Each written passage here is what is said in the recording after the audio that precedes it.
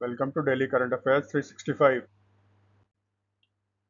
इस वीडियो में हम लोग इवेंट्स कवर कर रहे हैं 31 अगस्त 2025 के वो सारे इवेंट्स जिससे कॉम्पिटिटिव एग्जाम्स में क्वेश्चंस आ सकते हैं।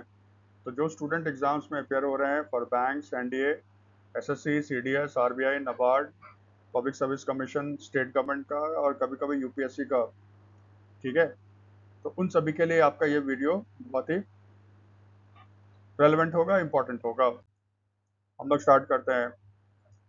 जो पहला न्यूज़ है इसमें जो हमारे काम का है वह है Urjit Patel appointed ED at the IMF. ED होता है एग्जीक्यूटिव डायरेक्टर और आईएमएफ होता है इंटरनेशनल मॉनेटरी फंड।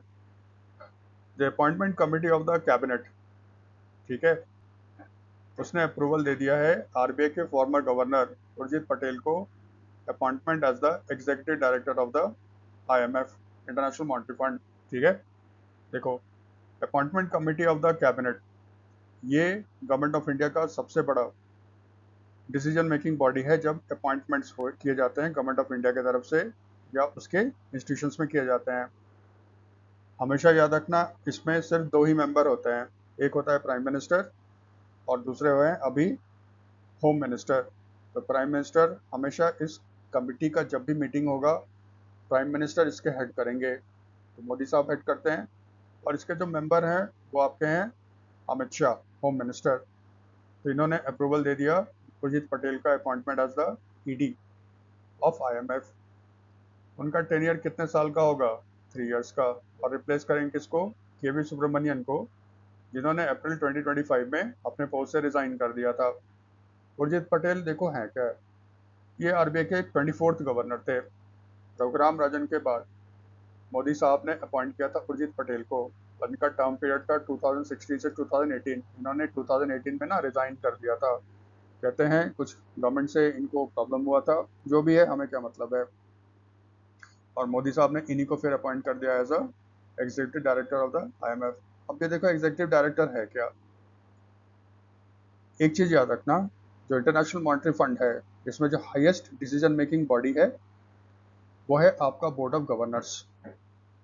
जितने भी आईएमएफ के मेंबर्स हैं 191, वो एक गवर्नर और एक अल्टरनेट गवर्नर को अपॉइंट करते हैं in the board of governors. ये हाईएस्ट डिसीजन मेकिंग बॉडी है और ये साल में एक ही बार मिलते हैं। तो बोर्ड ऑफ गवर्नर्स में भारत का जो गवर्नर है वो निर्मला सीतारमन है, फाइनेंस मिनिस्टर। और जो अल्टरनेट गवर्नर हैं वो है आरबीआई के जो गवर्नर हैं अभी संजय मल्होत्रा। ठीक है, वो तो देखो साल में एक बार मिले, आईएमएफ में क्या क्या काम होगा डायरेक्शन दे दिया, उसके बाद तो फिर अपने अपने काम पे चले गए। अब आईएमएफ के डे टू डे को काम को भी तो देखने वाली कोई संस्था होनी चाहिए। तो जो डे टू डे आईएमएफ का काम देखता है उसको कहते हैं एग्जीक्यूटिव बोर्ड। इसमें होते हैं 25 डायरेक्टर, ठीक है, और इनको इलेक्ट किया जाता है बाय द मेंबर कंट्रीज और bye group of member countries. अब देखो मेंबर कंट्रीज और ग्रुप ऑफ मेंबर कंट्रीज का मतलब क्या हुआ। आईएमएफ में 191 कंट्रीज हैं। अब क्योंकि एक तरह का बैंक है, इसका मतलब कंट्रीज ने उस बैंक के शेयर्स बाय किए होंगे। जितने प्रोपोर्शन में उन्होंने शेयर्स बाय किया होगा उतने प्रोपोर्शन में उनका वोटिंग राइट्स होगा। ठीक है, तो जो टॉप शेयर होल्डर्स हैं, यूएस हो गया, उसके बाद फिर आपका हो गया चाइना है, जर्मनी है, यूके है, इनका ना टॉप होल्डिंग है आपका आईएमएफ में। इसीलिए इनको एक एक सीट दिया गया है एग्जीक्यूटिव बोर्ड पे। यानी कि अमेरिका से एक आदमी आ जाता है, चीन से एक आ जाता है, जर्मनी से एक आ जाता है, यूनाइटेड किंगडम से आपका एक आदमी आ जाता है। बाकी जो छोटे छोटे आपके शेयर होल्डर्स हैं, जैसे इंडिया का 2.75% शेयर्स है, तो इनको ना एक ग्रुप बना दिया गया है। ठीक है, और उस ग्रुप में से एक आदमी आएगा जो एग्जीक्यूटिव बोर्ड में उनको रिप्रेजेंट करेगा। इंडिया का जो ग्रुप है उसमें इंडिया है, बांग्लादेश है, भूटान और श्रीलंका है। 1 2 3 4, ये 4 देश हैं। इसका मतलब जो एग्जीक्यूटिव बोर्ड होगा उसमें उर्जित पटेल किसको रिप्रेजेंट करेंगे? इंडिया, बांग्लादेश, भूटान और श्रीलंका को। ना तो ठीक है, ये उनको रिप्रेजेंट करने वाले हैं। अब थोड़ा जान लो आईएमएफ के बारे में। आईएमएफ क्या है याद रखना, दो कह सकते हैं जो इंटरनेशनल बॉडी है, फाइनेंशियल बॉडी है। एक है IMF और दूसरा आपका है world bank. Second world war जब खत्म हो रहा था तब यूनाइटेड नेशंस ने आपका एक कॉन्फ्रेंस किया। इस कॉन्फ्रेंस को कहते हैं United Nations monetary and financial conference. ये 1 जुलाई से 22 जुलाई 1944 को हुआ था और ये आपका अमेरिका में एक जगह है जिसका नाम है ब्रेटन वुड्स। ब्रेटन वुड्स में आपके ये कंट्रीज इकट्ठे हुए थे जिसमें इंडिया भी था। देखो इंडिया उस समय आज़ाद नहीं था, फिर भी इंडिया वहाँ पे आपका उसमें भाग लिया था। इस मीटिंग में ये डिसाइड किया गया कि हम लोग 2 इंटरनेशनल बॉडी बनाएंगे जो वॉर ख़त्म होने के बाद जो रिकंस्ट्रक्शन वगैरह का काम होगा वो काम में ये लोग बैंक्स मदद करेंगे। उन्होंने कहा हम 2 जो बनाएंगे, एक का नाम होगा इंटरनेशनल मॉनेटरी फंड और दूसरे का नाम होगा international bank for reconstruction and development. ध्यान से याद रखना, एक बना IMF और एक बना IBRD, international bank for reconstruction and development. ये 2 संस्था बनी और क्योंकि ब्रेटन वुड कॉन्फ्रेंस में ये डिसाइड किया गया था ये 2 संस्था बनेगा, इसीलिए इसको ना ब्रेटन वुड सिस्टर्स भी बोलते हैं। ठीक है, तो Brayton would twins, Brayton would sisters, ये भी आपके एग्जाम में कभी कभी पूछ लेता है। उसमें पूछता है ब्रेटन वुड ट्विंस या ब्रेटन वुड सिस्टर्स में कौन कौन आती है। एक आता है IMF और एक आता है international bank for reconstruction and development. बाद में क्या हुआ, उन्होंने डिसाइड किया और उन्होंने बनाया वर्ल्ड बैंक। वर्ल्ड बैंक का एक पार्ट बना दिया गया IBRD। वर्ल्ड बैंक, आज का जो वर्ल्ड बैंक है उसका IBRD एक पार्ट है। इसके अलावा आपका IDA है, IFC है, मीगा है और international settlement for international disputes वो है IC, international centre for settlement of international disputes. ये 4-5 जो है ना ये वर्ल्ड बैंक के सदस्य हैं। तो एक IBRD हो गया, एक IDA हो गया, एक IFC हो गया, ठीक है, एक मीगा हो गया, मल्टीलैटरल इन्वेस्टमेंट गारंटी एजेंसी, और एक आपका हो गया international centre for settlement of international disputes. ये हो गए। तो ध्यान देना, कभी कभी ना वो IBRD नहीं देगा, वो सीधा देगा IMF और वर्ल्ड बैंक। तो वो भी दोनों ब्रेटन वुड सिस्टर्स हैं। ठीक है, देखो इनका काम डिसाइड किया गया। जो IMF होगा उसको जिम्मेदारी दी गई थी कि वर्ल्ड में जो एक्सचेंज रेट है उसको मैनेज करो आप। और अगर किसी कंट्री को एक्सटर्नल क्राइसिस हुआ या फाइनेंशियल क्राइसिस हुआ, उसको हम लोग आज सिंपल भाषा में कहते हैं फॉरेन एक्सचेंज खत्म हो गई, बैलेंस ऑफ पेमेंट क्राइसिस हो गया। तो जिस कंट्री को इंटरनेशनल फाइनेंशियल प्रॉब्लम होगा यानी कि उसके फॉरेन एक्सचेंज खत्म हो गए, उसको फंड और हेल्प करेगा IMF।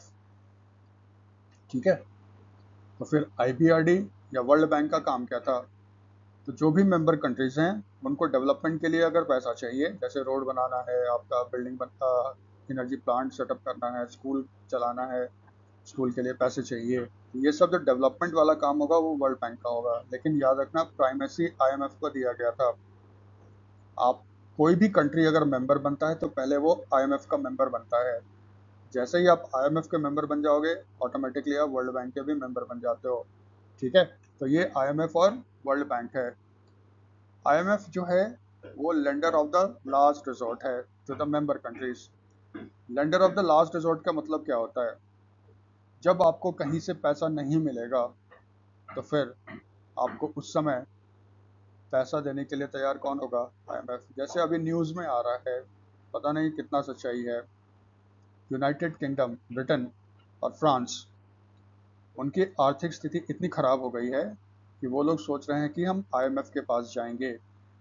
ठीक है, इसका मतलब यूके और फ्रांस में मैसिव फाइनेंशियल क्राइसिस आ रहा है। जर्मनी तो पहले से ही रिसेशन में आपका चला गया है, वो कहते हैं हम तो रिसेशन में हैं। इसका मतलब जब जर्मनी, फ्रांस और यूके को कहीं से पैसा नहीं मिलेगा तो फिर उनको पैसा कौन देगा, IMF। और याद करो 1991 में जब लास्ट फाइनेंशियल क्राइसिस आया था भारत में, उस समय भी भारत को बेल आउट पैकेज दिया था IMF। इस तरह से lender of last resort world में कंट्रीज के लिए कौन है, IMF। जैसे कहते हैं ना भारत में बैंक्स में लेंडर्स ऑफ लास्ट रिसोर्ट कौन है, RBI। यानी कि बैंक्स को जब कहीं से पैसा नहीं मिलेगा तो बगैर शर्त आपका पैसा देने के लिए तैयार रहता है RBI। IMF बगैर शर्त के पैसे नहीं देता है। ठीक है, इसको ध्यान में रखिएगा। फिर आईएमएफ का अपना एक अकाउंटिंग यूनिट है जिसको लूजली बहुत जगह कर दिया जाता है करेंसी, जबकि आईएमएफ इंसिस्ट करता है कि उसकी अपनी कोई करेंसी नहीं है। ठीक है, तो समझने के लिए, क्योंकि बोलचाल की भाषा में लोग करेंसी यूज़ कर लेते हैं, इसलिए मैंने लिखा है यहाँ पे, लेकिन फैक्चुअली ये गलत है। आईएमएफ का एक अकाउंटिंग यूनिट है, उसका नाम है एसडीआर, स्पेशल ड्राइंग राइट्स। इसको ना पेपर गोल्ड भी बोलते हैं। कारण क्या है? एसडीआर आईएमएफ ने क्रिएट किया था 1969 में। ठीक है, तो ब्रेटन वुड में ये डिसाइड हुआ था कि जो अमेरिकन डॉलर है यूएसडी, वो वर्ल्ड का रिजर्व करेंसी होगा, और उसका वैल्यू जो है वो आपका जोड़ा गया था गोल्ड के साथ। यानी कि अमेरिका गोल्ड का भंडार बनाकर रखेगा, उसका वैल्यू फिक्स होगा यूएस डॉलर का। तो कोई भी कंट्री को अगर यूएस डॉलर अमेरिका को वापस करता है तो उतने अमाउंट का गोल्ड उसको देना पड़ेगा, उसको कंट्री को। बाद में यूएस में क्राइसिस होना शुरू हुआ 1960s में, वियतनाम वॉर हुआ, फिर और भी उसके खर्चे बढ़ने लगे। उसके पास ना डॉलर्स की कमी होनी शुरू, गोल्ड की कमी होनी शुरू हो गई। अमेरिका ने कहा कि हम ये सिस्टम ख़त्म करेंगे। तो फिर आईएमएफ ने क्या किया, उसने 1969 में ना अपना एक अकाउंटिंग यूनिट या अपना एक अल्टरनेटिव रिजर्व्स तैयार किया जिसका नाम रखा है एसडीआर। इसका वैल्यू फिक्स किया गया था to the fraction of gold, यानी कि गोल्ड के साथ इसको जोड़ा गया।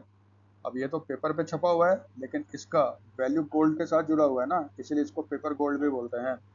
ठीक है, फिर 1973 में अमेरिका ने गोल्ड स्टैंडर्ड को ख़त्म कर दिया। आईएमएफ ने भी इसमें डेफिनेशन में चेंज किया।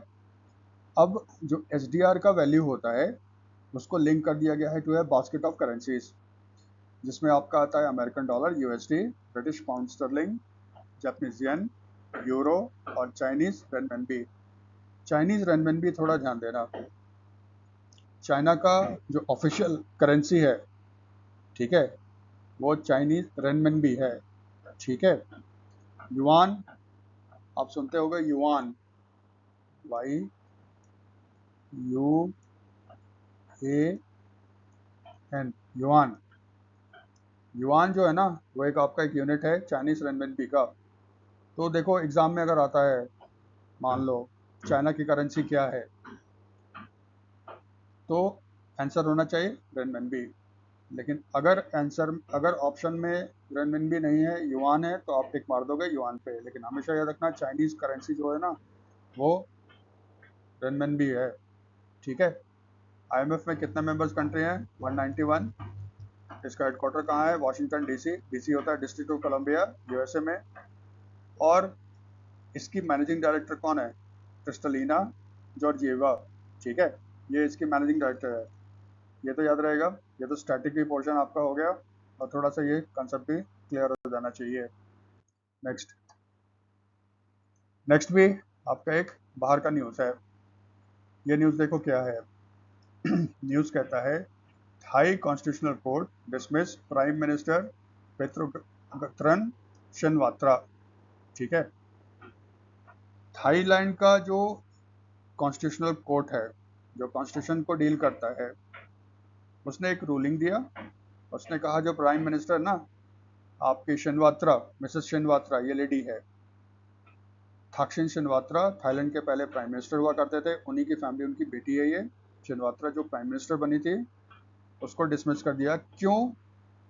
क्योंकि इसने वायलेट किया एथिक्स को। ठीक है, हमारे देश में तो ऐसा होता नहीं है।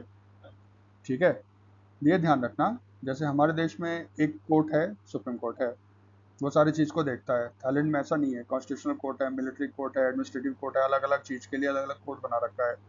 और कॉन्स्टिट्यूशन के लिए कॉन्स्टिट्यूशनल कोर्ट है, ये उसका हाईएस्ट कोर्ट है इस मामले में। इथिक्स कैसे वायलेट किया? इसी साल जून 2025 में उन्होंने फ़ोन किया था कंबोडिया के फॉर्मर लीडर हुन सेन को, जिनके साथ कहा जाता है कि शिनवात्रा फैमिली का बहुत अच्छा रिलेशन है।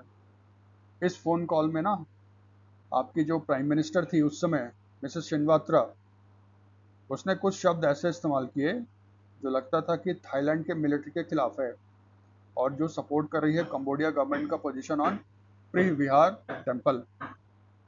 हमेशा याद रखना, थाईलैंड में बहुत मिलिट्री स्ट्रांग है, पाकिस्तान की तरह है। राजा भी है लेकिन मिलिट्री भी है, और बहुत बार वो कू करके गवर्नमेंट को तख्ता पलट चुका है। ये तो अगर मिलिट्री के खिलाफ बोलोगे तब तो वहाँ पे तो प्रॉब्लम ही प्रॉब्लम है।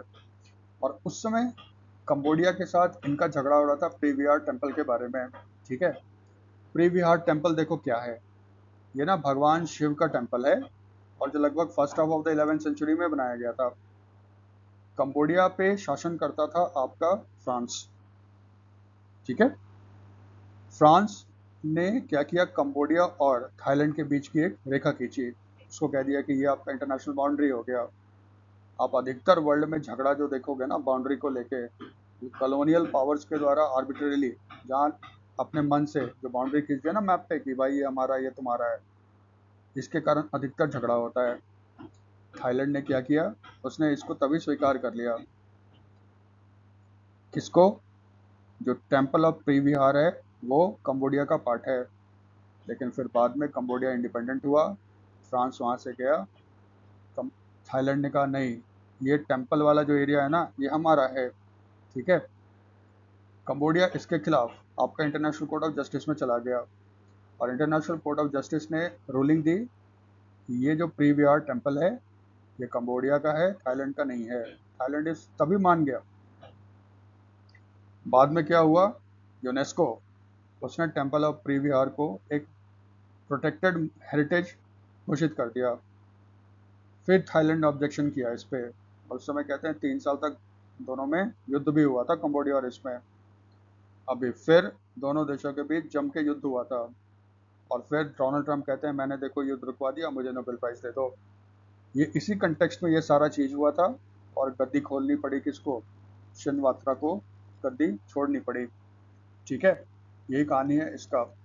थोड़ा सा ध्यान रखना, टेम्पल ऑफ प्रीविहार ये जून का मामला है, ठीक है। ये किस देश में आता है, कंबोडिया में। झगड़ा किसके साथ है, थाईलैंड और कंबोडिया का। ये टेम्पल किसको डेडिकेट किया गया है, लॉर्ड शिवा को, ठीक है, शिव भगवान को।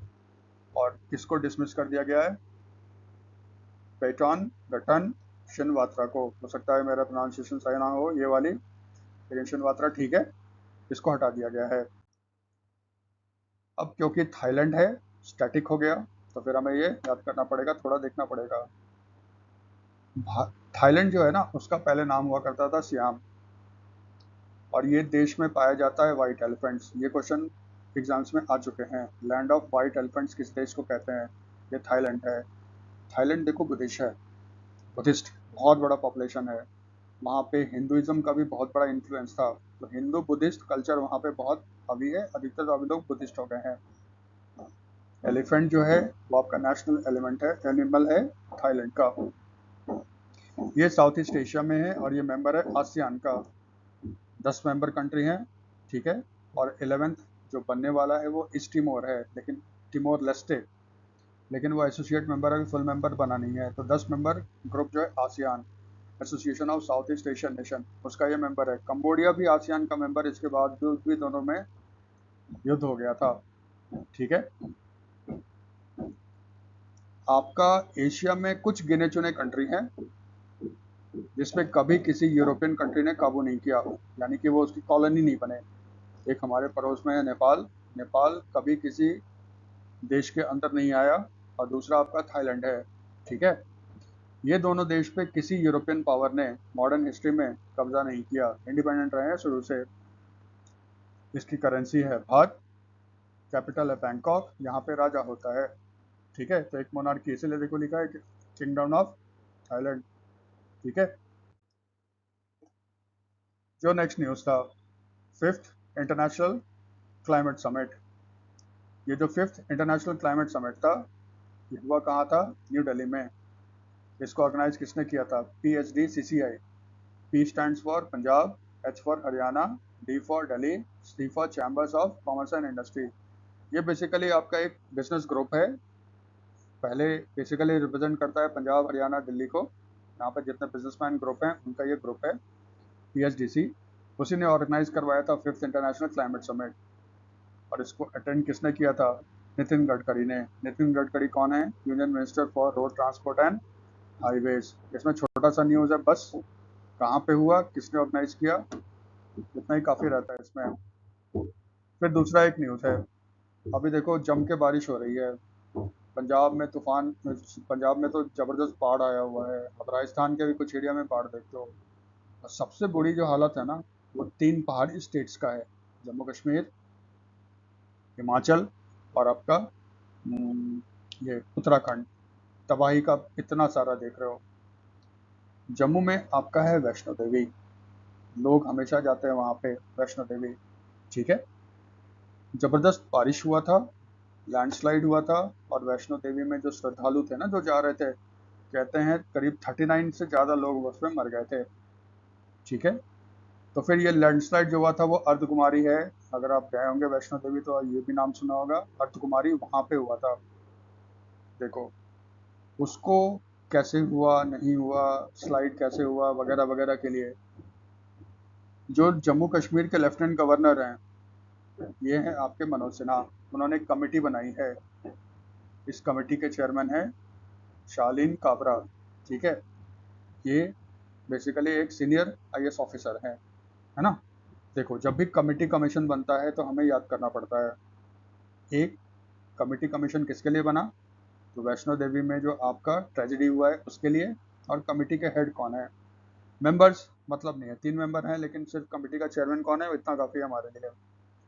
देखो हो सकता है ना ये सब ना पूछे, वो आपको ये पूछ लेगा, ये जो आपका वैष्णो देवी श्राइन है या टेम्पल है वो किस हिल पे लोकेटेड है। उस हिल का नाम है त्रिकुटा और त्रिकुट हिल। ये सबसे इम्पोर्टेंट चीज़ है, इसको याद रखना। तो जम्मू में त्रिकुटा या त्रिकुट हिल है, 3 निकले हुए हैं उसके, उसी में आपका ये वैष्णो देवी जी का मंदिर है, यही सबसे ज़्यादा इम्पोर्टेंट है हमारा। ठीक है, जो वैष्णो देवी है उसको मॉनिटर करता है, मैनेज करता है श्री माता वैष्णो देवी श्राइन बोर्ड, और इसके अध्यक्ष होते हैं लेफ्टिनेंट गवर्नर। ठीक है, पहले जब जम्मू कश्मीर आपका स्टेट हुआ करता था तो फिर गवर्नर इसके चेयरमैन हुआ करते थे, लेकिन अब क्योंकि स्टेट नहीं यूनियन टेरिटरी है तो लेफ्टिनेंट गवर्नर है, वो श्री माता वैष्णो देवी श्राइन बोर्ड के चेयरमैन है। और इसी के कारण आप देखिएगा न्यूज़ में क्या लिखा हुआ है, एलजी और JK forms a committee on Vaishno Devi landslide death. ठीक है, अब देखो थोड़ा सा ना जम्मू कश्मीर के बारे में जान लो। जम्मू कश्मीर इंडिया में शामिल हुआ, कॉन्स्टिट्यूशन में आर्टिकल 370 ऐड किया गया, जिससे कि कश्मीर को कुछ ऑटोनॉमी दी गई थी, स्वायत्ता दी गई थी, लेकिन कॉन्स्टिट्यूशन में ये भी कहा गया था कि 370 जो है आर्टिकल, ये एक टेम्परेरी प्रोविज़न है 370। फिर कश्मीर में प्रॉब्लम्स है, बताने की ज़रूरत नहीं है। नरेंद्र मोदी गवर्नमेंट ने 2019 में पार्लियामेंट में एक बिल पास करवाया, बिल का नाम था, जो बाद में प्रेसिडेंट ने साइन कर दिया तो एक्ट बन गया, जम्मू कश्मीर रीऑर्गेनाइजेशन एक्ट 2019। इस एक्ट के तहत जम्मू कश्मीर का स्टेटस चेंज किया गया, जम्मू कश्मीर को स्टेट से एक यूनियन टेरिटरी बना दिया गया, केंद्र शासित प्रदेश बना दिया गया। और जम्मू कश्मीर, इसका मतलब एक हो गया union territory of Jammu Kashmir और एक आपका हो गया यूनियन टेरिटरी ऑफ लद्दाख। तो यूनियन टेरिटरी बनाया गया और इसको 2 पार्ट में डिवाइड कर दिया गया, एक कश्मीर हो गया और एक आपका लद्दाख हो गया। ठीक है, ये लागू कब हुआ, 31 अक्टूबर 2019 को। ठीक है, तो जम्मू कश्मीर के जो पहले फर्स्ट लेफ्टिनेंट गवर्नर थे वो गिरीश चंद्र मुर्मू हैं, ये अभी आपके सीएजी हैं, है ना, controller controller and auditor general of India. तो जम्मू कश्मीर के आपके एलजी बने गिरीश चंद्र मुर्मू, उसके बाद फिर मनोज सिन्हा बने, उसके बाद सत्यपाल मलिक साहब बने थे, जिनका अभी हाल में देहांत हो गया, और थर्ड पे आपके आए थे ये अभी जो हैं मनोज सिन्हा। ठीक है, इसी तरह लद्दाख, लद्दाख के जो पहले एलजी थे वो राधा कृष्ण माथुर थे, ये भी आईएएस ऑफिसर थे। ठीक है, अभी क्या हुआ है, उसके बाद आए थे ब्रिगेडियर रिटायर्ड बीडी मिश्रा। अभी हाल के महीने में गवर्नमेंट ऑफ इंडिया ने क्या किया है, बीडी मिश्रा के जगह पे बीजेपी के ही जम्मू के लीडर हैं कविंद्र गुप्ता, इसको अपॉइंट कर दिया है lieutenant governor of union territory of Ladakh. क्योंकि ये करंट का न्यूज़ है कविंद्र गुप्ता, इसलिए थोड़ा सा याद रखना। स्टैटिक है तो पहला कौन वो तो आपने कर लिया। और आप जानते हो 2019 एक्ट के तहत 370 आर्टिकल को भी क्या कर दिया गया है, खत्म कर दिया गया है। ठीक है, next, Amit Shah launches national cyber forensic laboratory in Guwahati. Union home minister Amit Shah Amit Shah 2 post hold करते हैं, एक होम मिनिस्ट्री का, एक मिनिस्ट्री फॉर कोऑपरेशन, ठीक है। तो ministry of cooperation plus minister for home affairs Amit Shah, ये गए थे असम। ये तारीख याद करने की ज़रूरत नहीं है, ठीक है। अब ये गए थे वहाँ पे, कुछ कुछ ऑफिशियल कार्यक्रम था और कुछ आपका बीजेपी का भी होगा, हमें बीजेपी वाले से कोई मतलब नहीं है। ये जब असम पहुँचे गुवाहाटी में, तो इनका स्वागत किया हिमंता बिस्वा शर्मा ने, यानी कि हिमंता बिस्वा शर्मा बीजेपी के हैं और असम में बीजेपी की सरकार है, हिमंता बिस्वा शर्मा वहाँ पे सीएम हैं। कभी कभी ना देखो एयरपोर्ट के बारे में पूछता है और रैंडम नहीं आता, जब कोई कारण न्यूज़ में होता है तभी 99% पूछते हैं। तो यहाँ पे गोपीनाथ बरदौले इंटरनेशनल एयरपोर्ट, ये कहाँ पे है? गुवाहाटी में है, ठीक है, ये याद रखिएगा। गोपीनाथ बरदौले इंटरनेशनल एयरपोर्ट गुवाहाटी में है और हेमंत बिस्वा शर्मा जो थे उनको रिसीव करने गए थे। लेकिन हमें यहाँ पे ना आपको याद दिलाना है गोपीनाथ बरदौले इंटरनेशनल एयरपोर्ट के बारे में। अमित शाह ने क्या क्या किया? उन्होंने इनाग्रेशन किया गोलन बोरबोरा के सेंटेनरी सेलिब्रेशन का। देखो आप जानते हो इंडिपेंडेंस के बाद स्टेट में और सेंटर में कांग्रेस ही जीतता था। 67 में कांग्रेस स्टेट में हारना शुरू हुआ और पहली बार सेंटर में कांग्रेस पार्टी कब हारी? 77 के इलेक्शन में, जब इंदिरा गांधी हार गई थी, जनता पार्टी की सरकार बनी थी। असम के पहले नॉन कांग्रेस जो चीफ मिनिस्टर हैं वो गोलब बोरबोरा हैं और ये चीफ मिनिस्टर थे 78-79 में। तो इनका बर्थ सेंटनरी यानी कि 100 साल इनके हो गए, तो इनको सेलिब्रेट वहाँ पे किया जा रहा है। उसका इनॉग्रेशन किया था अमित शाह ने, ठीक है। ये हो सकता है ऐसे पूछ ले, किस स्टेट में आपका गोलब बोरबोरा का 100 या बर्थ सेंटनरी सेलिब्रेशन किया जा रहा है? असम। या किसने इसका इनॉग्रेशन किया? अमित शाह। दूसरा जो हमारे काम का है ना, उन्होंने इनॉग्रेट किया था national forensic cyber forensic lab in Guwahati. ये भारत का दूसरा साइबर फॉरेंसिक लैब है। पहला जो साइबर फॉरेंसिक लैब था वो सेटअप हुआ था न्यू दिल्ली में 2019 में। फॉरेंसिक क्राइम के इन्वेस्टिगेशन को फॉरेंसिक बोलते हैं, साइंटिफिक इन्वेस्टिगेशन ऑफ क्राइम को कहते हैं फॉरेंसिक, ठीक है। ये इन्वेस्टिगेशन किसका करेगा? साइबर, यानी कि इंटरनेट वगैरह पे जो होता है ना क्राइम, उसको करेंगे ये इन्वेस्टिगेट। तो पहला दिल्ली में था, दूसरा कहाँ बना? गुवाहाटी। ये काम का है। भारत का दूसरा नेशनल साइबर फॉरेंसिक लैब कहाँ पे स्थापित हुआ है? गुवाहाटी में, ठीक है। और इसको स्टैब्लिश किया गया है under the 14C initiative of the central government. ये 14C इनिशिएटिव क्या है? भारत सरकार का, ठीक है। 14C का है full form Indian cyber crime coordination centre. 14C ये इनिशिएटिव है मिनिस्ट्री ऑफ होम अफेयर्स का। 2015 में गवर्नमेंट ऑफ इंडिया ने एक कैंपेन लॉन्च किया था, सेफ साइबर स्पेस, यानी कि सुरक्षित रहे हमारा साइबर स्पेस। उसमें शुरू में ये था ना, लोगों को अवेयर किया गया था कि आपके पास आएगा कि आप लॉटरी का टिकट जीत गए हो, आपके दादा मर गए नाइजीरिया में, इतने पैसे छोड़ गए, ये पैसे दे दो, हम आपको दे देंगे। अब तो डिजिटल अरेस्ट और ये सब चीज़ हो रहा है ना, तो लोगों को सावधान करने के लिए इसको शुरू किया गया। बाद में इसको डिसाइड किया गया ना, इसको एक परमानेंट रूप दिया जाए, तो इसको कन्वर्ट कर दिया गया इनटू 14C इनिशिएटिव। और 14C इनिशिएटिव को फॉर्मली आपका लॉन्च किया गया ऑन 10 जनवरी 2020 अमित शाह के द्वारा, ठीक है। 14C इनिशिएटिव जो है वो मिनिस्ट्री ऑफ होम अफेयर्स का है। तो फिर सारा काम कौन करेंगे? अमित शाह ही करेंगे। यहाँ पे आप देखो 14C जो फोकस करता है on addressing all issues related to cyber crime for citizen, including improving coordination between various law enforcement agencies and stakeholders, driving change in India's overall capability to tackle cybercrime and enhancing citizen satisfaction level। Simple सा है भाई, इतना याद करने की जरूरत नहीं है। साइबर क्राइम से रिलेट करने के लिए सभी के बीच में समन्वय बनाना है, कोऑर्डिनेशन करना है, लोगों को जागरूक करना है और उनके खिलाफ कदम उठाना है। इसी में साइबर फ्रॉड मिटिगेशन सेंटर और समन्वय प्लेटफॉर्म को भी लॉन्च किया गया है, ठीक है। ये याद रखना है इस पे। तो 14C किसने लॉन्च किया भाई? होम मिनिस्ट्री ने। ये किससे रिलेटेड है? आपका साइबर सिक्योरिटी से रिलेटेड है। ये इसमें काम कर दीजिए, इसको थोड़ा याद करना है हमें। Next news, Maharashtra tops the state energy efficiency index 2024, ठीक है। इस तरह का जो आता है ना इंडेक्स हमारे टाइम पीरियड में, वो हमारे काम का होता है। ठीक है, तो अभी आपका एक state energy efficiency index release हुआ था। इसको पढ़ने का तरीका देखो क्या होता है। पहला, ये जो है ना, ये इंडेक्स बनाता कौन है?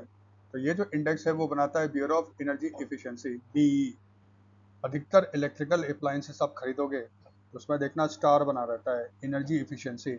फ्रिज खरीदोगे उस पर स्टार, 2 स्टार, 3 स्टार बना रहेगा। और वो किसका रहता है, उसके साथ साथ देखना बीईई लिखा रहता है। तो भारत में एनर्जी एफिशिएंसी को प्रमोट करना है। ठीक है, उसके लिए आपका विभिन्न इलेक्ट्रिकल अप्लायंसेस को एनर्जी रेटिंग देता है ब्यूरो ऑफ एनर्जी एफिशिएंसी। तो बीईई इसने डेवलप किया है इसको with alliance for an energy efficient economy. ठीक है, ये दोनों ने मिलकर आपका किया। तो पहला क्वेश्चन देखो यही बन जाएगा, स्टेट एनर्जी एफिशिएंसी इंडेक्स कौन इशू करता है? तो bureau of energy efficiency and alliance for an energy efficient economy. इसका जो 6th एडिशन था उसको रिलीज किया गया था न्यू दिल्ली में। ठीक है, इसमें भारत के 36 स्टेट्स और यूनियन टेरिटरी को रैंक किया गया है।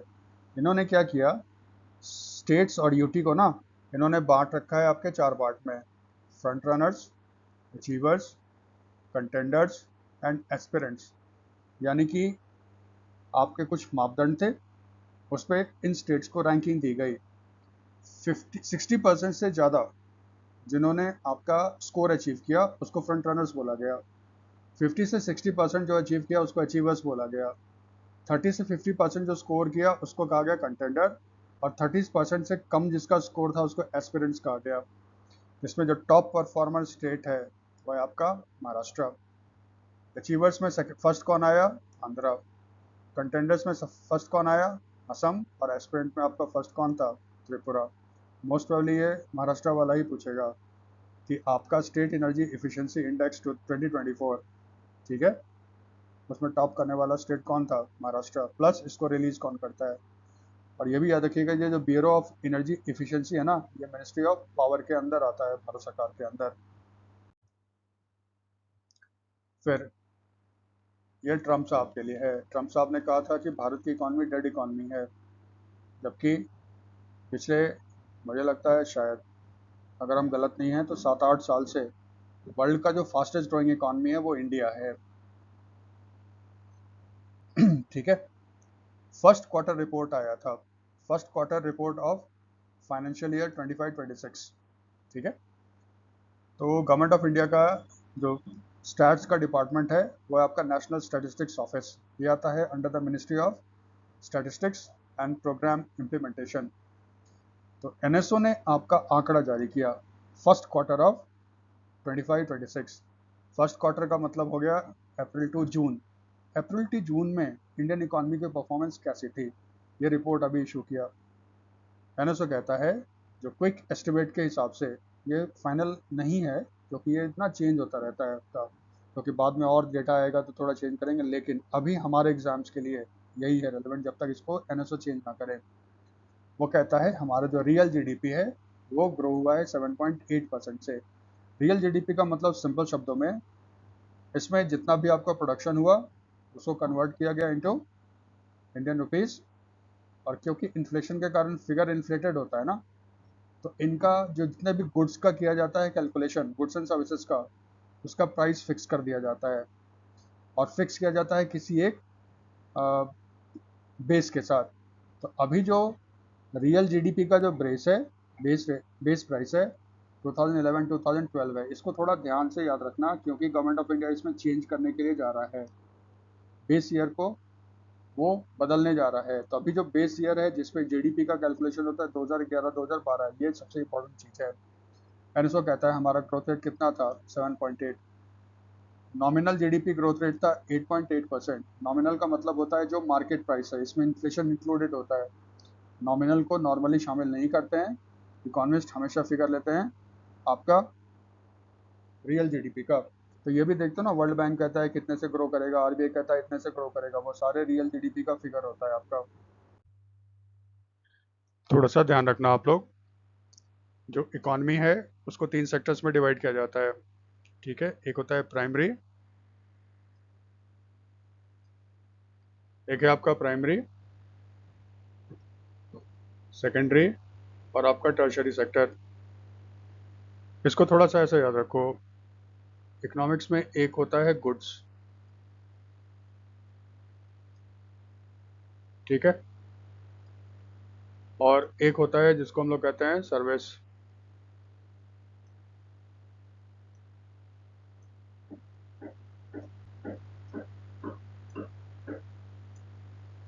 हिंदी में गुड्स को कहते हैं वस्तु और सर्विस को कहते हैं सेवाएं। इकोनॉमिक्स में दूसरा वर्ड भी होता है जिसको कहते हैं टैंजिबल। तो गुड्स जो होता है वो टैंजिबल होता है। टैंजिबल का मतलब होता है जो सॉलिड इन फॉर्म है, जिसको हम देख सकते हैं, छू सकते हैं, महसूस कर सकते हैं। यहाँ पे सॉलिड मतलब फिजिक्स वाला नहीं, लिक्विड। लिक्विड को भी सॉलिड ही माना जाता है। जैसे कोका कोला जो है आपका, कोक तो लिक्विड है ना, लेकिन उसको भी सॉलिड माना जाएगा इकोनॉमिक्स के हिसाब से, उसको टैंजिबल माना जाएगा, ठीक है। तो जिसको हम देख सकते हैं, छू सकते हैं, महसूस कर सकते हैं, वो कहलाता है गुड्स या टैंजिबल।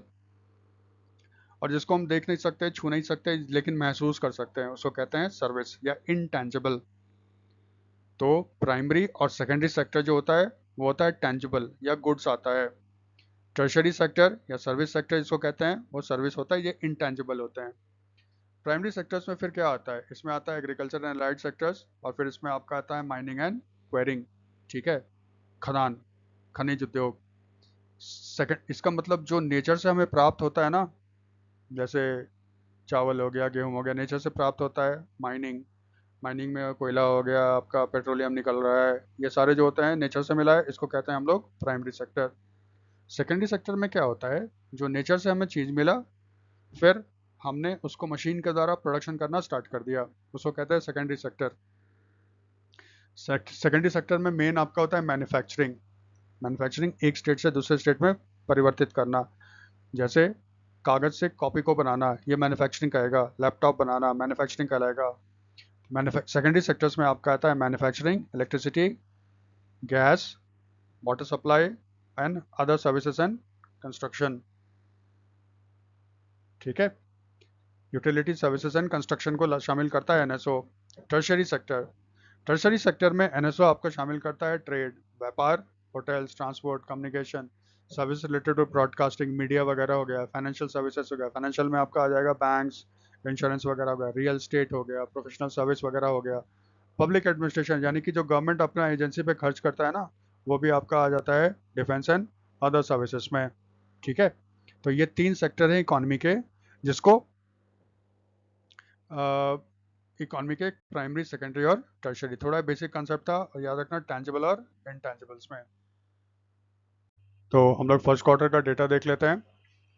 प्राइमरी सेक्टर का ग्रोथ रेट था 2.8%, इसमें एग्रीकल्चर एंड एलाइड सेक्टर्स का 3.7%। सेकेंडरी सेक्टर का ग्रोथ रेट 7.7%, और सबसे अच्छा जो मैन्युफैक्चरिंग सेक्टर था उसका ग्रोथ रेट था 7.7%। टर्शरी सेक्टर है, उसका ग्रोथ रेट है आपका 9.3%, ठीक है। तो इसमें एग्रीकल्चर वाला याद रखना है या मैन्युफैक्चरिंग वाला, इतना कर लेंगे तो काम बन जाएगा। नेक्स्ट न्यूज़, नेक्स्ट न्यूज़ जो था, PFC gets 60 billion yen from JBIC. देखो, मोदी साहब दो कंट्री में गए हैं, पहले गए जापान, उसके बाद चाइना। आज 1 तारीख है जब इसको हम लोग रिकॉर्ड कर रहे हैं, वो आज ख़त्म करके इंडिया वापस आ जाएंगे चीन से। मैंने एक अलग सा वीडियो बना रखा है, मोदीज विजिट टू जापान, लंबा सा वीडियो, उसमें ऑलमोस्ट सारा चीज़ कवर किया हुआ है। मुझे नहीं लगता उसके बाद शायद आपका एग्जाम में कोई क्वेश्चन छूटेगा, लेकिन उसमें एक चीज़ मैंने ऐड करना भूल गया था, वो ये वाला पोर्शन था। मोदी जी के साथ बहुत सारे लोग भी गए थे, बिजनेस वाले भी गए थे। वहाँ पे ना बहुत सारे एग्रीमेंट हुए, उसमें से एक एग्रीमेंट ये भी हुआ था। जापान की एक फाइनेंशियल इंस्टीट्यूशन है, Japan bank for international cooperation, ठीक है, इसका हेडक्वार्टर है आपका टोक्यो में। ये जापानीज गवर्नमेंट की कंपनी है। इसने एक एग्रीमेंट साइन किया पावर फाइनेंस कॉर्पोरेशन के साथ, वही मोदी जी जब गए थे ना वहाँ पे, तभी ये आपका साइन हुआ था। इसमें जेबीआईसी पीएफसी को 60 बिलियन येन, येन जापान की करेंसी है, ठीक है। पैसा रुपीस में तो नहीं पूछेगा क्योंकि वो फ्लक्चुएशन भी होता रहता है, तो बेसिकली हो सकता है ये येन में ही पूछे, या अगर पूछेगा भी तो 3500 करोड़ के आसपास है, ठीक है। ये वो फाइनेंस कॉर्पोरेशन को देगा। तो फिर ये पैसे का इस्तेमाल कहाँ पे होगा, ये जो लोन होगा ना, उसका इस्तेमाल किया जाएगा जापान में एक कंपनी है Assam bio ethanol private limited, वो क्या कर रहा है, बैम्बू, बांस से ना बायो एथेनॉल बनाना चाहता है जापान में। और फिर बायो एथेनॉल जो होगा ना, ये आपका मिक्स किया जाएगा पेट्रोल के साथ और उसको गाड़ियों में इस्तेमाल किया जाएगा। इस प्रोजेक्ट के लिए पावर फाइनेंस कॉर्पोरेशन देगा आपका Assam bio ethanol private limited को पैसा। और फिर पावर फाइनेंस कॉर्पोरेशन के लिए ये पैसे कहाँ से आएंगे, तो ये जापान वाले उसको दे रहे हैं। ठीक है। एग्रीमेंट साइन किसने किया, पीएफसी के सीएमडी परमिंदर चोपड़ा ने। नॉर्मली देखो, जब कोई नया अपॉइंटमेंट होता है तभी पूछते हैं कि इसका सीएमडी कौन, एमडी कौन, ये कौन। जो पहले से है बहुत कम चांस होता है पूछता है। तो फिर इस स्लाइड से हमें क्या याद करना है, पावर फाइनेंस कॉर्पोरेशन को कितना लोन मिला, 60 बिलियन का बिलियन येन का लोन। येन जापान की मुद्रा है। देने वाला कौन, Japan bank for international cooperation JBIC, जो बेस्ड है कहाँ पे, टोक्यो। सबसे इंपॉर्टेंट चीज, इस पैसे का इस्तेमाल कहाँ पे होगा सॉरी, इस पैसे का इस्तेमाल असम में होगा ग्रीन एनर्जी प्रोजेक्ट के लिए। ऐसे याद रखना, जब भी कोई लोन वगैरह का क्वेश्चन बनता है, किसने दिया, किसको दिया, कितना दिया, किस पर्पज के लिए दिया, ये 4 चीज याद रख लेंगे, हमारा काम बन जाता है लोन वाला। ठीक है। इसमें से आपको ये याद करना है। थोड़ा सा static, PFC power finance corporation 1986 में बना। ये महारत्न कंपनी है जो आता है under the ministry of power, government of India. ये एक नॉन बैंकिंग फाइनेंस कंपनी है, एनबीएफसी है। ठीक है। तो अगर ये एनबीएफसी है तो इसका रेगुलेशन कौन करता है, reserve bank of India. Normally Bharat में एनबीएफसी को रेगुलेट करने वाला आरबीआई होता है। ठीक है। और इसका हेडक्वार्टर कहाँ पे है, न्यू दिल्ली में। एक और लोन का था, AFD will provide 100 million euro loan to State Bank of India. आप जानते हो भारत की सबसे बड़ी बैंक कौन सी है, एसबीआई, गवर्नमेंट ऑफ इंडिया की है। तो एजेंसी फ्रांसिया डॉ डेवलपमेंट, एएफडी, इतना याद करने की जरूरत नहीं है, ये ऑप्शन में ही देगा। ठीक है। तो एएफडी याद कर लो। ये एसबीआई को 100 मिलियन यूरो का लाइन ऑफ क्रेडिट दे रहा है। बोलचाल की भाषा में बोले, लाइन ऑफ क्रेडिट या एलओसी का मतलब होता है लोन देना। ठीक है। और इसका मकसद भी क्या है, ग्रीन फाइनेंसिंग को प्रमोट करना है। ठीक है। यानी कि एसबीआई ये पैसा उन सेक्टर्स को देगा जो इन्वायरमेंटली फ्रेंडली होगा। ग्रीन का मतलब होता है जो इको फ्रेंडली या इन्वायरमेंटल फ्रेंडली होता है, उसके लिए पैसे दिए गए हैं। अब क्योंकि, ठीक है, ये एग्रीमेंट जो था ना, थोड़ा सा वही ध्यान रखना है, ये साइन हुआ था एएफडी और एसबीआई का जो ब्रांच है इन द गिफ्ट सिटी। ठीक है। गिफ्ट पे अभी आते हैं। तो थोड़ा सा याद रखना, एएफडी है, नाम से ही लग रहा है, फ्रांसवा। फ्रांसवा का मतलब क्या होता है, फ्रेंच। एएफडी फ्रांस की गवर्नमेंट की एजेंसी है। जैसे जापान वालों ने जेबीआईसी बना रखा है ताकि वो दूसरे देशों को लोन वगैरह प्रोवाइड कर सके डेवलपमेंट के लिए। फ्रांस गवर्नमेंट ने एएफडी की स्टैब्लिशमेंट की है यही कारण के लिए कि दूसरे देशों को लोन वगैरह दिया सके। और इसका हेडक्वार्टर कहाँ है, फ्रांस में है, पेरिस में है। थोड़ा सा ना गिफ्ट सिटी के बारे में जान लो। गिफ्ट का पहले full form Gujarat international financial tech, tech है, टेक सिटी है। ये ना एक स्पेशल इकोनॉमिक जोन में सेटअप किया गया है। ये बेसिकली, सॉरी, गिफ्ट सिटी एक स्पेशल इकोनॉमिक जोन है और मल्टी सर्विस है। स्पेशल इकोनॉमिक जोन एक एरिया होता है जहाँ पे आपका कस्टम्स के एक्ट लागू नहीं होते, यानी कि वो कस्टम के अंदर नहीं आता, इसलिए टेक्निकली ना ट्रेडिंग पर्पस के लिए इसको कहा जाता है इंडिया से बाहर है। ठीक है। तो ये गिफ्ट जो है, आप इसको मान के चलिए ट्रेडिंग के लिए इंडिया से बाहर है। ऐसा नहीं है कि गुजरात से बाहर चला गया, नहीं नहीं, यहाँ पे पुलिस वुलिस सब काम करेगा, लेकिन ट्रेडिंग के लिए गवर्नमेंट ऑफ इंडिया मानता है ना, एक फॉरेन टेरिटरी है भारत में। ठीक है। मल्टी सर्विस, जैसे जामनगर आपने सुना होगा। जामनगर जो है ना, वो स्पेशल इकोनॉमिक जोन है जहाँ पे रिलायंस ने दुनिया का एक ही जगह पे सबसे बड़ा ऑयल रिफाइनरी सेटअप किया है, जामनगर में। और वो देखो, उसको ना अधिकतर वो एक्सपोर्ट करता है। ट्रम्प साहब गुस्सा है ना, क्योंकि वो क्या कहते हैं, ये रशिया से तेल लेकर आता है फिर एक्सपोर्ट करता है, उसको यूरोपियन पैसे कमा रहा है। ट्रम्प को यही परेशानी कि मैं क्यों नहीं पैसे कमा रहा हूँ इससे, जाने दो। ये एक स्पेशल इकोनॉमिक जोन है, इसको गुजरात सरकार ने सेटअप किया है। और सेटअप किया है कहाँ पे, गांधीनगर में। यहाँ पे आपका सेटअप किया गया है IFSC, international financial service centre. Bharat का एकमात्र इंटरनेशनल फाइनेंशियल सर्विस सेंटर जो है वो गिफ्ट सिटी में है। गवर्नमेंट ऑफ इंडिया का मेन मकसद जो था international financial service centre setup करने का, इंडिया को भी ना एक ग्लोबल फाइनेंशियल हब बनाए। जैसे वर्ल्ड की बात करो, पैसे की बात करो, तो सीधा दिमाग में आता है न्यूयॉर्क और लंदन। वर्ल्ड के लोग वहाँ जाते हैं, पैसे का लेन देन करते हैं, पैसे उठाते हैं मार्केट से। एशिया की बात करो तो एशिया में सिंगापुर हब है, ठीक है। और अब तो आपका दुबई भी उभरता हुआ आ रहा है। भारत सरकार चाहता है सिंगापुर जैसा ही भारत में एक ऐसा फाइनेंशियल हब बने जो वर्ल्ड के फाइनेंस को अट्रैक्ट करे, यहाँ से लेन देन हो। इसी के लिए बनाया गया था इंटरनेशनल फाइनेंशियल सर्विस सेंटर। वो आपका है गिफ्ट सिटी में, और गिफ्ट सिटी के चेयरमैन अभी हैं फिलहाल हसमुख अधिया, ठीक है। तो फुल फॉर्म याद रखना IFSC का, इंटरनेशनल फाइनेंशियल सर्विस सेंटर। ये सेटअप किया गया कहाँ पे? गिफ्ट में। गिफ्ट बेसिकली क्या है? Gujarat international financial tech city, और ये एक स्पेशल इकोनॉमिक जोन है जो गुजरात में स्टैब्लिश किया गया है। फिर नेक्स्ट LIC, उसने आपका डिविडेंड पे किया है ₹37324.34 करोड़ का to the government of India for the financial year 24-25। Dividend का मतलब क्या होता है? देखो, कंपनी है तो कंपनी के शेयर होल्डर्स होंगे, यानी कि कंपनी का जो मालिक है वो उसका शेयर्स खरीद के कंपनी को पैसा देता है। कंपनी उसी पैसे से बिजनेस करता है, तो कंपनी क्या करेगा? प्रॉफिट कमाएगा। प्रॉफिट का कुछ पैसा वो अपने पास रख लेता है फ्यूचर बिजनेस में इन्वेस्ट करने के लिए, और फिर वो क्या करता है? कुछ पैसा जो है ना, वो अपने शेयर होल्डर्स को डिस्ट्रीब्यूट कर देता है in the form of bonus, या उसको हम लोग बोलते हैं डिविडेंड। तो प्रॉफिट का वो हिस्सा जो कंपनी शेयर होल्डर्स में डिस्ट्रीब्यूट करता है उसको डिविडेंड बोलते हैं। बहुत जगह उसको कैश बोनस भी बोलते हैं। अब जानते हो LIC में अभी भी 96.5% जो स्टेक है ना, वो गवर्नमेंट ऑफ इंडिया का है। LIC बहुत प्रॉफिट कमाता है। उसी में से उसने जो प्रॉफिट कमाया था 24-25 में से, उसमें से 73.24 करोड़ गवर्नमेंट ऑफ इंडिया को डिविडेंड के रूप में दिया गया। ये आपको फिगर याद करना पड़ेगा भाई, ठीक है। और फिर वही है, LIC की स्थापना कब हुई थी? LIC एक्ट के तहत 1 सितंबर 1956 में, जिसमें गवर्नमेंट ऑफ इंडिया ने क्या किया था? जितने भी सारे विदेशी कंपनी थे ना इंश्योरेंस वाले, सबको मर्ज करके नेशनलाइज करके LIC बना दिया था। आज भी भारत का सबसे बड़ा लाइफ इंश्योरेंस कंपनी है LIC। इसका हेडक्वार्टर कहाँ है? मुंबई, महाराष्ट्र।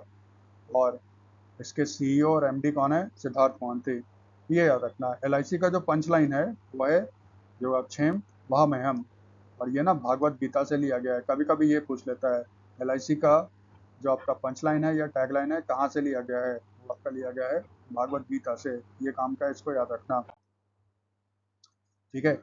ये कुछ कुछ न्यूज़ थे, जैसे अभी चीन वाला है वो सब अलग न्यूज़ में करेंगे, ठीक है। तो अभी ये है, जितना हम लोगों ने पढ़ा उसको एक क्विक रिकॉल करते हैं, और उसके लिए प्रैक्टिस करते हैं हम लोग क्वेश्चंस। फटाफट आप क्वेश्चंस कर लो। Who has been appointed as the executive director of the international monetary fund by the government of India? Raghuram Rajan, Sanjay Malhotra, Urjit Patel, Govind Mohan, none of these.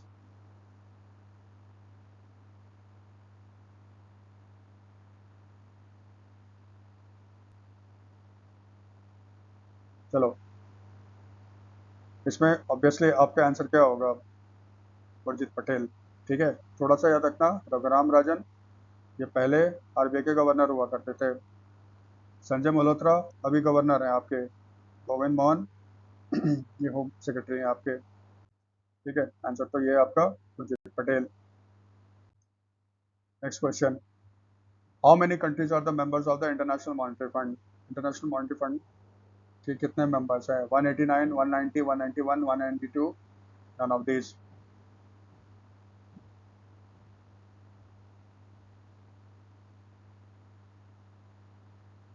इसका आंसर देख लें। इसका आंसर है लिechtenstein, प्रिंसिपैलिटी ऑफ लिechtenstein। बहुत छोटा सा एक देश है यूरोप में आपका। ये 2024 में फॉर्मली IMF पे ज्वाइन हुआ। तो IMF के टोटल मेंबर कंट्री कितने हो गए? 191, ठीक है, 191, sorry. Next question, how much dividend has been given by the LIC to the government of India for the financial year 24-25?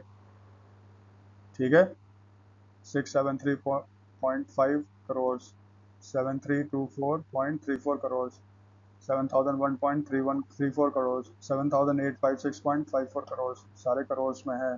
और पांचवा है नन ऑफ दीज। आंसर देख लें, बी। ठीक है, इतना हो गया। Next, what is the tagline of the LIC? जिंदगी के बाद भी, दूसरा ऑप्शन योगाक्षेम, वामयम, सुरक्षित जिंदगी, we secure your family, none of these.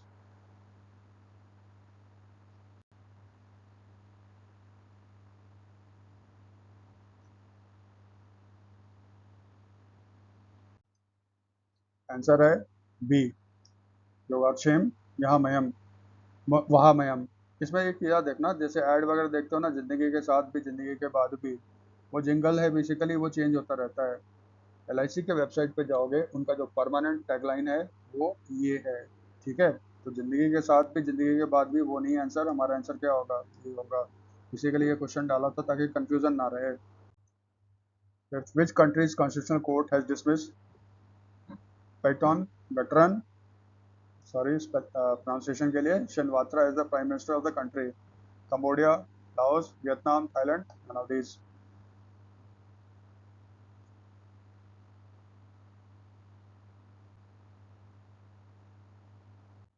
Answer क्या है, थाईलैंड। ठीक है, शिनवात्रा थाईलैंड की प्राइम मिनिस्टर थी, उसको डिसमिस कर दिया गया कॉन्स्टिट्यूशनल कोर्ट के द्वारा। Next, which country is also famous as the land of the white elephants? Cambodia, Bolivia, Seychelles, Thailand, none of these। ये तो बहुत आसान है,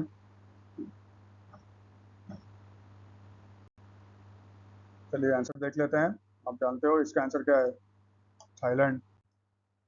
next, in August 2025, Japan bank for international cooperation approved a 60 billion yen loan to which financial institutions to support a bamboo-based bioethanol production project in Assam? SBI, PFC, SIDBI, Exim Bank, none of these।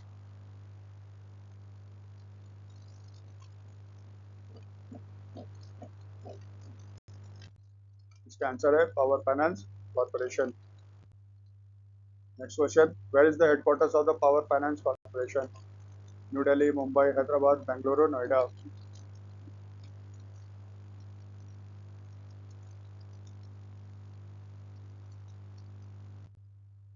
इसका answer है New Delhi. Next, who has provided a 100 million euro line of credit in August 2025 to SBI to promote green financing in India? KfW Development Bank, European Bank for Reconstruction and Development, World Bank, Asian Development Bank, AFD।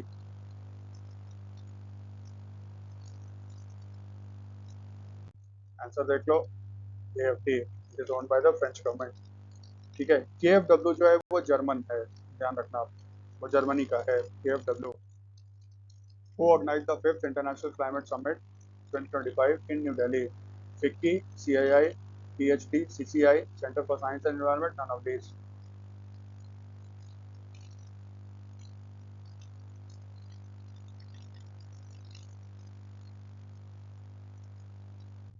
इसका answer है PhD, CCI। Next question. Vaishno Devi Shrine is located in which hill of Jammu and Kashmir? Rekut Hill, Mahadev Hill, Mata Hill, Ratnagiri Hill, none of these।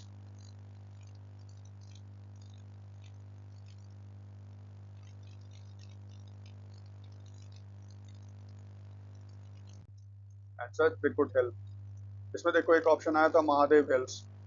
Mahadev hills में ये याद रखना, जब पहलगाम में आपका attack हुआ था टेररिस्ट के द्वारा, और उसमें बहुत क्या कहते हैं 26 लोग मारे गए थे, कहते हैं 3 आतंकवादी थे, पाकिस्तानी थे।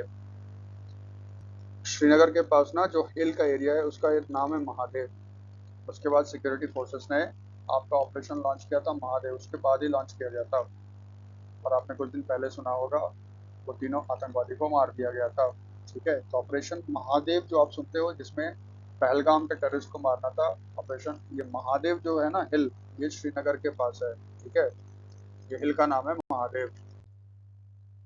Who inaugurated the country's second national cyber forensic lab in Guwahati, Assam? Assam Chief Minister Himanta Biswa Sarma, Prime Minister Narendra Modi, Chief Justice of India Gawai, Union Home Minister Amit Shah, none of these.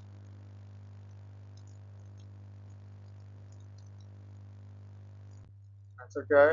Home minister Amit Shah. ठीक है. Next, which ministry of the government of India has launched 14C initiative focused on combating cybercrime? Home ministry, finance ministry, external affairs ministry. D में A B का मतलब हो गया home ministry and external and finance ministry मिलकर, और ई हो गया none of these.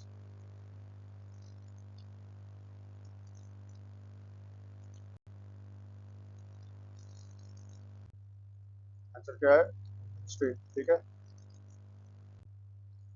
Which state has topped the state energy efficiency index 2024? Karnataka, Maharashtra, Kerala, Uttar Pradesh, none of these.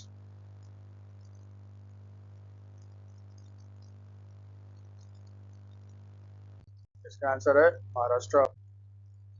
What was the growth rate of the Indian economy in the first quarter of 25-26? 5.6, 6.5, 7.8, 8.8, none of these.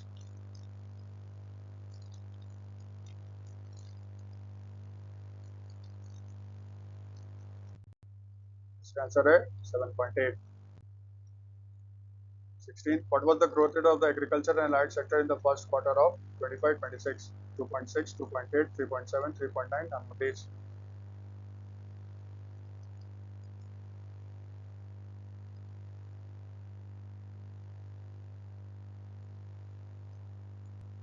इसका answer देख लेते हैं. 3.7%. Thanks for watching. अगर आपको ये video पसंद आए like और सपोर्ट करो आप चैनल को. ठीक है. Thank you.